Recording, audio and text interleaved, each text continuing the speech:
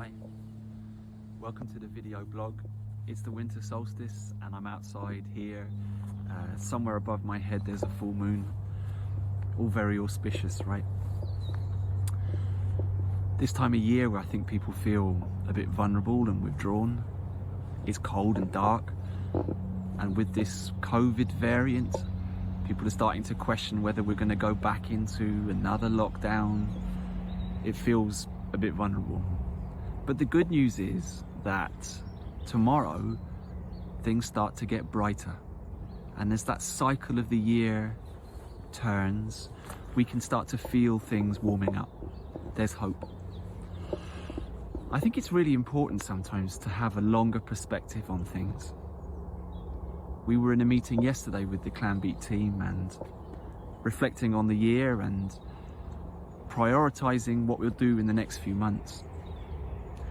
And it struck me that over the last 30, 40 years, I've been a student and a teacher, I was thinking about how much work we have collectively done to engage in new approaches to well-being, social and emotional interventions to do with mindfulness or coaching, all the strategies that you could think of which have escaped me right now. But it's a lot, and it's progress, and it's important to recognize that. And who knows where we'll be in 40 or 50 years with it? Will we have reached an even greater array of strategies and processes that can be used in schools? And sometimes it feels like we're fighting against the tide, because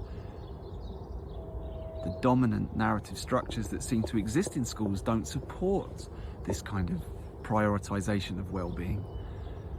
But actually, I suspect that in 100 or 200 years, people will look back on the work that collectively was conducted now and see its value and see our work and our interventions as being maybe sometimes a little bit naive, because hopefully the neuroscience will have allowed us to make interventions that are way more strategic.